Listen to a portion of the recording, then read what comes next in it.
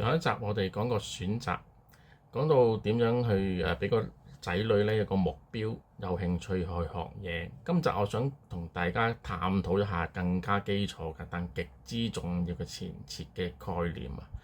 搞掂呢個概念咧，你個仔女咧同佢溝通嘅自然會輕鬆好多啦，甚至乎早啲建立呢個狀態啊，咁同佢哋就會講少好多大道理啊！咁啊，呢個學習四階段。仲有點樣係日常對答，啟動小朋友嘅學習嘅動機。最後最關鍵嘅潛意識身教啊！咁大家留意到最後啦。又講翻我最中意嘅心理學啦。心理學層面上呢，一個人由完全唔識到掌握一項技能，其實會經歷4個階段嘅。聽落好學術咁樣啊，但係我就用最簡單嘅方法講俾大家聽啦。第一個階段就話唔知道自己唔識，咁佢哋完全未接觸過呢樣嘢呢，就連自己有乜嘢點樣學都係唔知道㗎。好啦，之後第二階段知道自己唔識，開始接觸到呢樣嘢就意識到，咦，原來我呢樣嘢係唔識㗎喎。咁第三個階段就係專注去學啦。佢哋有咗目標，開始花時間花精力去學呢一樣技能啊。最後一個階段本能反射，咁花咗時間去學就已經學到啦一啲技能啦，隨手咧就可以隨時隨地去攞出嚟用，就變咗一種本能啊。大家有冇發現最關鍵的第一步去到第二步，即係由唔知到知道自己唔識，呢個過程就係動機啦。無論學咗乜嘢都好，如果仔女有興趣有目標去學，呢個就係意識。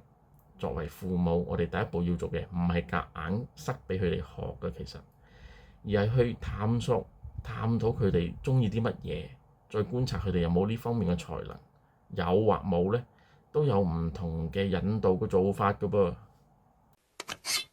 小朋友喺成長過程入邊呢，好多時都處於10萬個為什麼嘅狀態，唔明白就會問，咁大家都知道啦，問得多都係好事嚟嘅。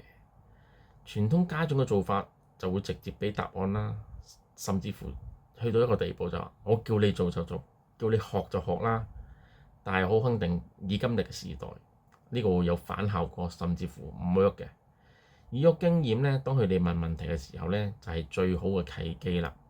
你可以反問翻佢哋啲問題，引導佢思考，再建立佢哋嘅意識。同埋有樣嘢記住，千祈唔好講啲假嘢去氹佢哋去學啊！你今日壓得過咁聽日佢哋發現咗之後呢，你唔單止賠埋最寶貴嘅嘢就係信任啦。當小朋友唔理解我為乜而學久而久之佢哋咪抗拒咯，甚至乎厭惡。依家呢啲小朋友同埋年輕人呢，唔同我哋以前嗰個年代啦，依家好醒㗎，依家咁要真正同佢哋講，發掘佢哋嘅喜好，帶多啲佢哋出去發掘佢哋嘅才能先係正確嘅步驟。世界上有唔同嘅事物，一定要有契機先會遇得到嘅。咁契機喺邊度嚟啊？係我哋父母嘅領域啦。做父母嘅都要學多啲拓闊自己嘅視野。睇翻一般嘅同學呢，依家最容易學嘅嘢就係話樂器類、體育類、藝術類同埋言語。如果你自己學多啲、睇多啲，你帶俾子女嘅契機，自然就會更加多啦。呢個都係機率嘅問題。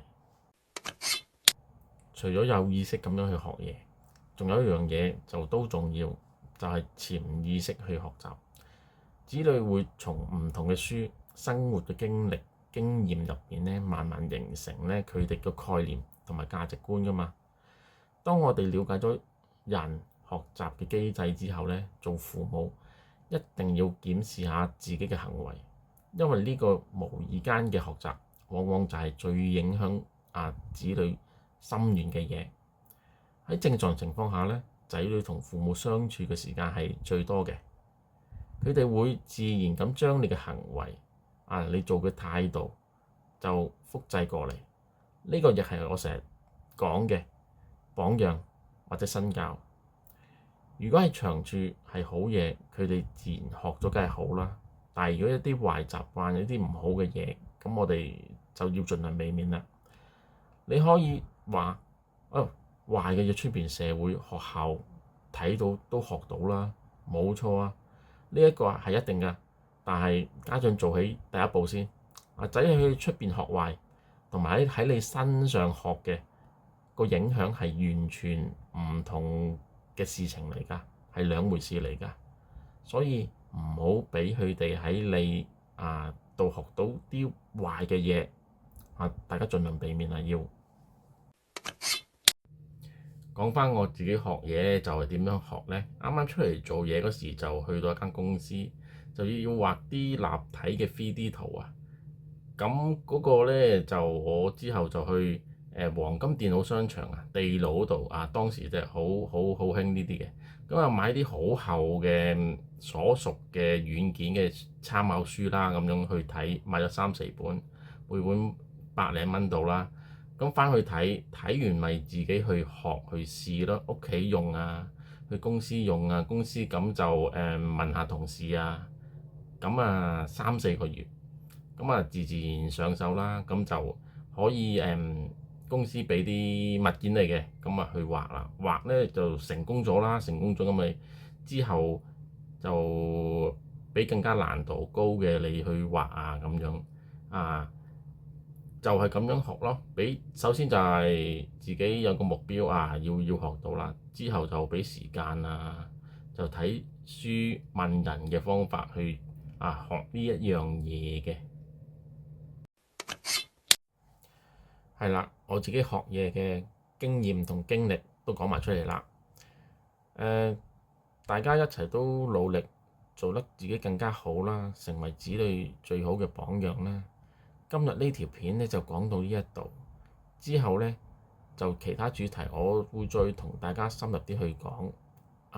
如果你覺得今日嘅內容呢有咩啟發，或者你身邊嘅朋友就面對教子女嘅煩惱，都可以share 俾佢哋睇嘅，亦有咩想交流嘅都可以去留言。咁我哋下一集再見，拜拜。